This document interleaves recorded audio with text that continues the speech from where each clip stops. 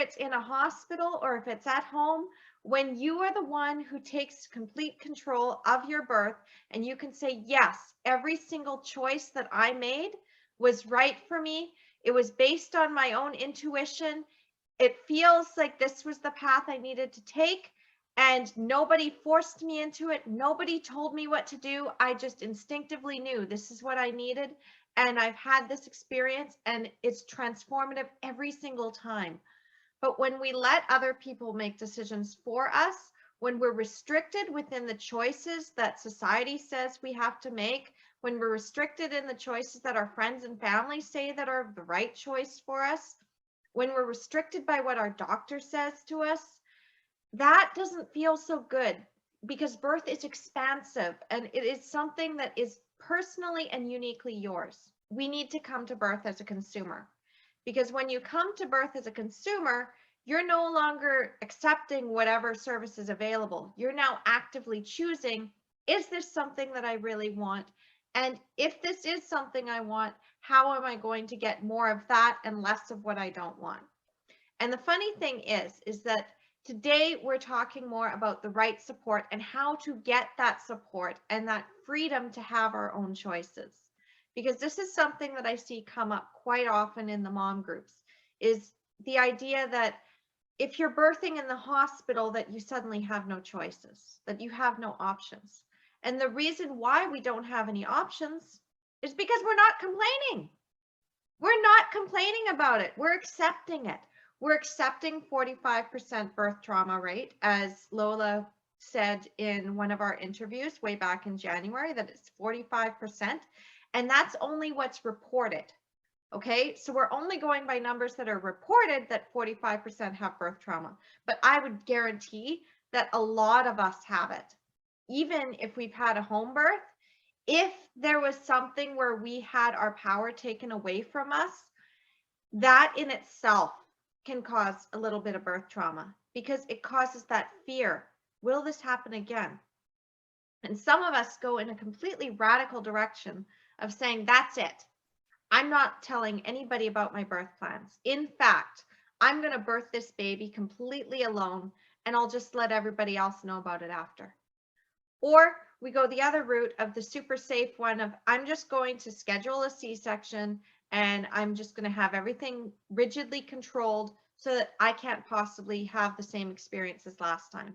This is something that I often see, especially if moms have been induced before and wound up in a C-section, and they have that moment of doubt and fear of, labor was so hard for me, and if I go through that again, I don't know if I'm going to be able to survive it, only to have another C-section. So I might as well just have the C-section. And that's, again, coming to a place of fear instead of a place of power. So what I noticed, though, this is actually kind of funny, is that last week I decided I was going to take a lot of time off of work.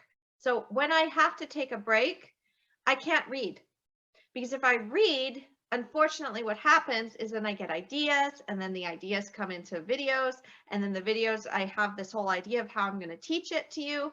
And then that's where a lot of my content comes from, is from reading. But this time it came from Bridgerton. So what exactly happened? Okay, so because I haven't watched Bridgerton, like when it first came out, and I had no idea about the show, and I'd only seen little tiny clips on Facebook, I started from the beginning. And I think it was a couple episodes in when Daphne is being betrothed to that insufferable, gross pig of a man, and they have no recourse of how they can possibly get her away from him, because her brother has already arranged it. He's already arranged the marriage. And they're like, how are we going to get rid of this guy? And then even after the engagement was dissolved, and because Simon has been on Daphne's arm, that guy was still being quite a pest. And so as that society, the women really didn't have many options. In that society, it's basically you take what you can get. And this guy is now fighting, and he can also ruin your entire reputation. So it's kind of like birth, in the sense that we often feel that we don't have very many options. We either have to go to the hospital or we're birthing unassisted and it's dangerous, according to what society says. And it's dangerous, of course, for Daphne to be without a man who can marry her. And because Simon was being a pain in the butt and not wanting to actually marry her, and they have this whole agreement that they're not actually together, they're just faking it. And these are the very early episodes. She's like, well, what the hell do we do? And her mother is also thinking, what the hell do we do? And what happened is that they had that tea with the queen, and the queen kind of does an aside and says, well, the servants are very gossipy. And then that's when she realizes, oh, we actually do have a lot more power, because maybe we can't directly oppose what's going on, but we can whisper. And this is where the idea of birth comes in. For the longest time, we have been disconnected from empowered birth. And that was intentional within the system. If you read Reclaiming Childbirth as a Rite of Passage, which, as you know, is one of my favorite books, Rachel Reed actually talks about this. She talks about how we used to have a birth society with us where birth was the women's role. It was our domain. That's where the gossips came in. And the gossips would tell all of the stories. And there were probably some pretty sexual stories in there, because the men did not like the gossips. As you can tell, I'm a Scorpio, so sex is usually always on my brain in some capacity. No wonder I got into birth work, because Scorpio is also birth and regeneration and sex. And if you saw the interview with Michelle Short way back last year in January, she is also another resident sexpert. If you haven't seen that video, I highly recommend going and watching it, because she talks a lot about how sex and birth tie together. And there's even a diagram about the clitoris. And it's a very highly informative video. And it's also a lot of fun, because when Michelle and I get together, we have a lot of fun together just talking. So it's a really lively and fun video. You'll learn a lot. You might even learn things about your body that you didn't even think of, because a lot of this stuff is not taught in sex ed. So that video is now on my YouTube channel. And if you are on the email list, you can just go down to the bottom of any email now. So anyway, this whole idea, back to what I was talking about with the gossips, is that the gossips really were the ones that also normalized birth, because they'd seen a lot of births. Your gossips it was basically a privilege to become a gossip. As a gossip, your role was to hold space, much like a doula is today. And your gossips would be made up of your best friends, or your mother, or your sisters, or your cousins, or your aunts. It would be anybody that you felt comfortable birthing in front of. Somebody who would be able to hold space and keep things calm, because that's ultimately what we needed. But when men decided that birth should be a medical event, most often because it was a very lucrative profession, because you have to remember that when they were creating medicine, not all the time are people going to need to have surgery. Not all the time are people going to be sick. And first of all, doctors don't really want to be around sick people all the time with deadly contagious diseases. And the thing with that was that some doctors wanted something a little bit more lucrative that would also not be dangerous to them. And so they decided that birth would be where they would focus. Why? Well, because babies are always going to be born. So they would never be without work. They wouldn't have to wait for a plague. They wouldn't have to wait for flu season. They wouldn't have to make up any illnesses such as hysteria. They could just focus on the facts that a baby is going to be here within 9 months, and we can service that mother. We can get her to the point where the baby is extracted. So they invented forceps, and they invented the idea of mothers needing assistance for birth, and the midwife was pushed out. And soon after the midwife was pushed out, so were the gossips. The gossips were also pushed out. And suddenly it was doctor in the room with maybe one nurse, and all of the affluent women were getting doctors instead of having the midwives and the doulas, which were then called gossips, around them. So we had this happen to us mostly because the male doctors were talking to the gentlemen, our husbands, inside of those gentlemen clubs and things, and they would be like, I will take care of your wife, and the husband's like, fantastic, because I don't want her dying until I can have a son and an heir and a spare and all of that nonsense. For the longest time, men thought that they controlled everything. Let's just be blunt about that. They thought they controlled everything. They controlled our ability to get married. They had controlled our ability of when we would have children, how many children we would have, and even how we would raise those children. They controlled birth. And then they pushed us into the hospitals, and they told us all that we were sick. And they made us feel like birth cannot happen without their vigilance. But it's all a freaking lie. And this is where I got the idea within Bridgerton, is that when they decided to get rid of this awful, awful, awful, disgusting creature that disguises himself as a man, they found out his secret. And then they spread that secret all around town. Because that's what women do. We talk. We will do what we do best. We will talk. But we don't have to do it in a malicious, nasty way. I mean, we do have that power, but we don't have to do it that way.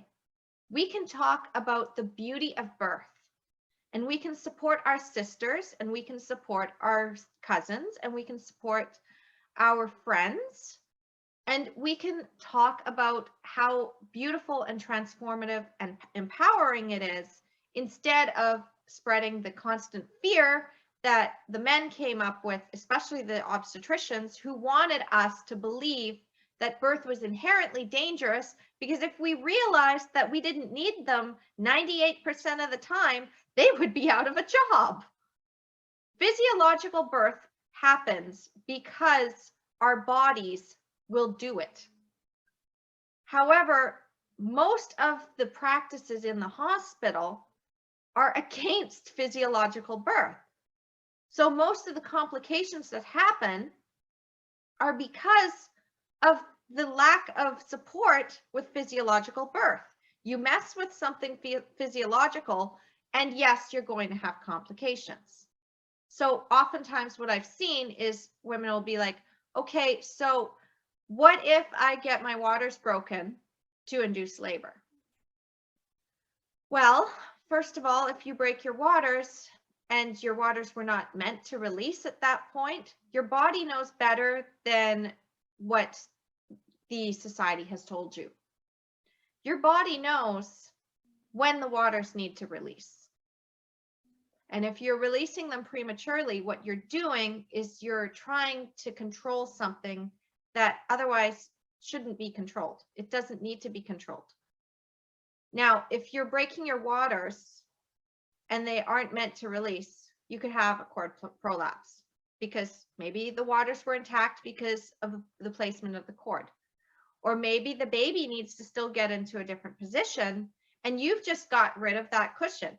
Maybe when your labor was intended to start, you were supposed to have that cushion of fluid, and the baby was going to be well protected because you were supposed to be shooting that baby out within a couple of hours.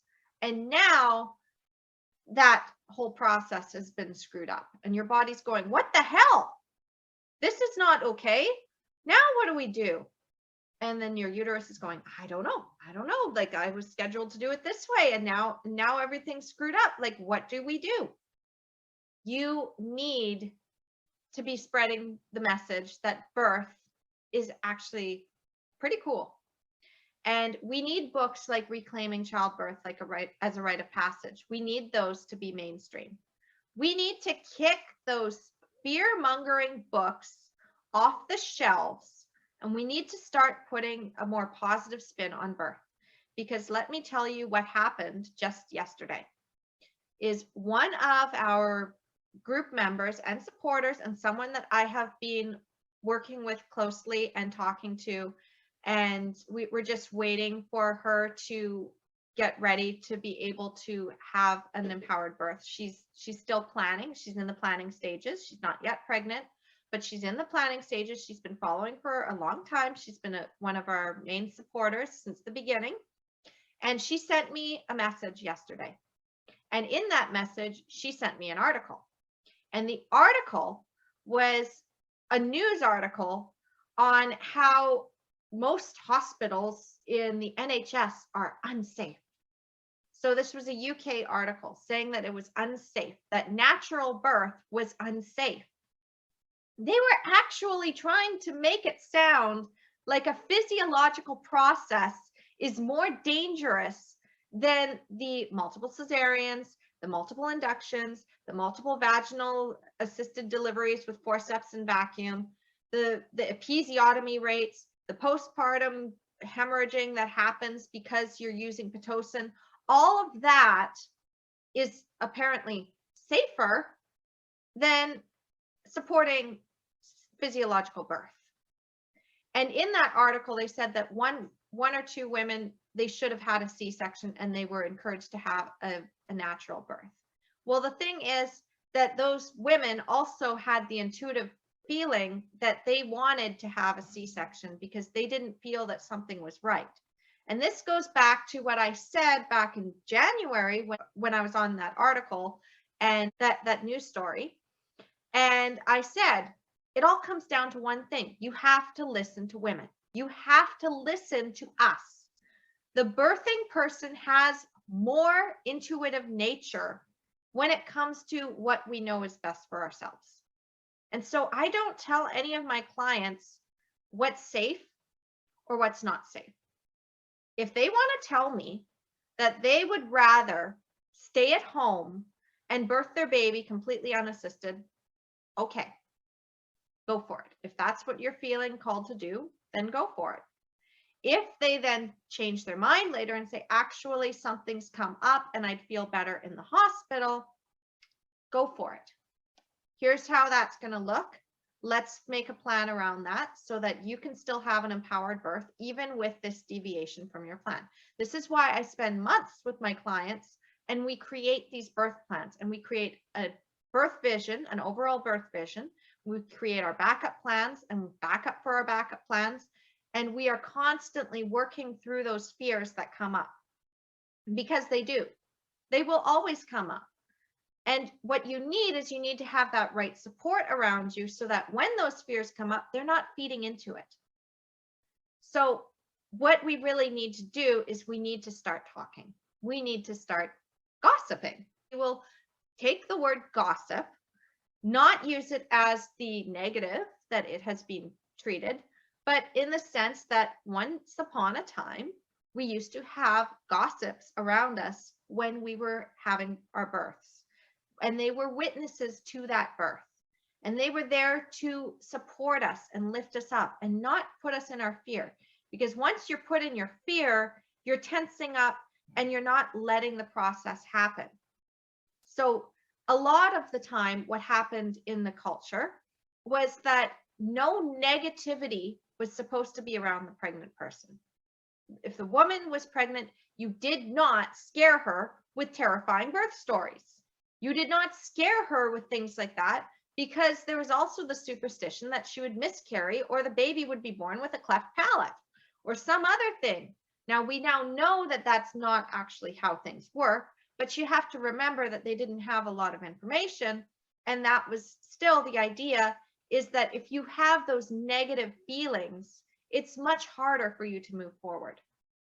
And I've noticed that in my own life, when I stopped focusing on what I didn't want, when I stopped focusing on my fears, when I let those fears come up and I sat with them and I looked at them and I said, oh yes, here you are, little fear. You're so tiny and cute and you're in the little palm of my hand and I can see you and I can see that you're scared. And I always picture my fear as like a little scared child. And as the maternal instinct kicks in, I'm like, okay, I just want to love this little fear. and then say, okay, it's okay. I understand. And we can now move forward. I will hold your hand and we will do it together. We will move forward in spite of fear. So yeah, it basically, I've taken some of the stuff that I've learned from Annie Lala. So Annie Lala also talks about little fears and how you love them into submission. And if you haven't followed Annie Lala, she's a love coach, and you can check her out at Lala Bird for Instagram. And she's just absolutely the most amazing mentor I've ever had for dealing with my feelings and sitting with my emotions. And she even says that she is basically a midwife for love and feelings and the next level transformation. And I like to tell her, it's like, no, Annie, you're more like a doula too, because the doula is the one that holds space. And Annie has taught me even more how to hold space than what I already had before. So I was talking to this person, this follower of mine, and she was like, can you believe this crap? Like, they're saying that birth is dangerous, and they're saying that we should be more fearful of natural childbirth. And I'm like, I kind of suspected this, because one thing that happens is that when we start pushing back, the system will try to push us back down with fear. And right now, what is happening is that a lot of us, we have this natural birth movement, but it's not really a natural birth movement as they like to villainize us. It's more that we want control of our births again. We want to be the ones to decide when an intervention is necessary. And while there's a lot of people who will say, natural birth is the best, no, the best kind of birth is an empowered birth or an autonomous birth. And my friend Kylie, the autonomy mommy, also says the best kind of birth is an autonomous birth, a birth where you're deciding. So we both have basically the same philosophy. And I did do an interview with her back in the summer that I'm working through and editing all of my stuff for the YouTube channel. But if you're ever curious about any of the old videos I've done, you can go into the video archives of our Facebook group and you can check them all out, because I have them all there for your perusal. And you can just continue to get as much knowledge about birth and the positivity that it can bring to your life. And it's just amazing just how powerful you feel after that empowered birth. Like, I'm still 6 years later looking at it as I took my power back. But it's not just taking your power back with a birth, because you don't even have to have a do-over to get an empowered birth. But I really want this to work for you. And there's only so much that I can do in a half hour every Tuesday on Zoom through the Facebook group. And I would really like to be able to take that deeper dive and be able to answer your questions so that you can actually walk away from a class and feel like you have everything you need to be able to move forward and say to your partner, hey, I really desperately need to have home birth. And I know that you're scared. And can we talk about this? And possibly get them on board.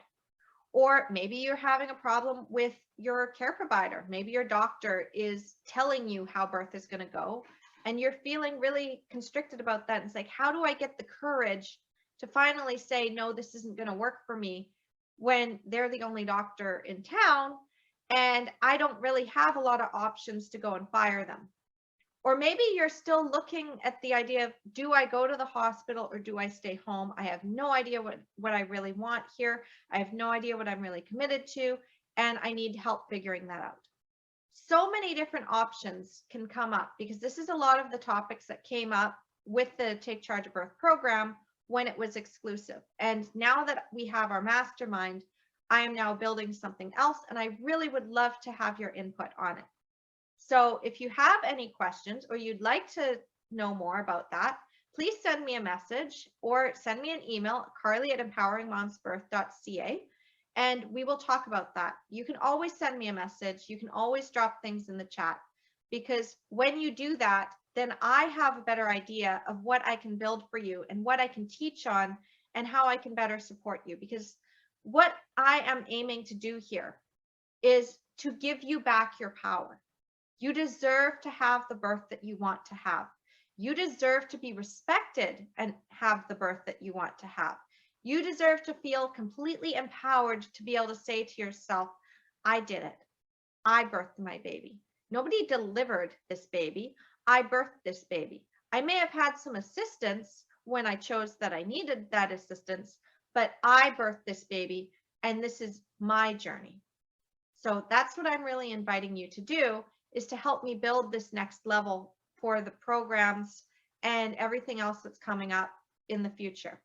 I do also want to let you know that one of the classes that we are going to be running is called the Write Your Complaint Letter, or Write an Effective Complaint Letter for after childbirth. And this is something that I have encouraged Jenny to do because she had a process that helped her heal. Because once we file a complaint, it stays inside the care provider's file for life. Okay? So that goes back to the whole gossip thing. If we continue to let those care providers get away with it, it's no better than letting that awful creature of a man get away with what he got away with for so long until the servants started talking. So we're not servants, we're the mothers, and the mothers are going to start talking. We're going to start talking and sharing the stories about these care providers, about these nurses, about these midwives, about these doctors who aren't standing for our autonomy. And maybe some of them will realize, oh, I never intended to do it that way. I didn't realize that my client felt this way, and I'm going to change, because that's a possibility. And the other ones, the ones that are like, how dare they complain? I'm the best. Well, we don't want them in maternity care anyway. So they can go bye-bye. Sorry, I'm a little itchy right now. But yeah, they can go bye-bye. Okay, so that's all I have for you today. I just wanted to share about the right support and how we can continue on this path of getting those options, because the more we talk about our experiences, the positive experiences in the form of how we spread that information, and the negative experiences in how we complain about it and let people know that we're not happy so that we don't tolerate it anymore. That is how we will change birth. That is how we will get more options. And it's really up to you. We cannot accept the system as it is, and we cannot let the system control us. We have to be willing to take charge of our birth. We have to be willing to take birth back into our own hands, because that's really where that power comes from, is that when Michaela was born, I took birth back. And right now, with Jenny being pregnant, she's taking birth back. And Rebecca took birth back. And Lisa took birth back. And while Lisa's story had a little bit of difficulty at the end, she's still taking it back, because she knows that it was nothing wrong with her body and it was the system. And she now has confirmation that her body works. And Rebecca knows that her body works, and she is spreading her story everywhere. And I am so proud of her. And Jenny knows that if complications come up, she's going to be the one to decide. But we are not standing for that. We are still on the very positive path of nothing is going to go wrong. And she is going to have this empowered birth, and she's going to just have this transformative experience. And it's going to be a beautiful home birth. And it's just, I'm so excited for this. I'm so excited. I love birth. I love it so much. And I cannot wait till the day I get to have empowered births all over the country, all over the world, and know that it started with you. It started with you and what you're going to do. So before I go, I just want you to ask yourself one question. How can I spread positive birth stories around today? And how can I make it so that these care providers who are doing terrible, terrible things are not going to get away with it anymore? How can I lift somebody up so that they know that they can take action? And I will see you next week.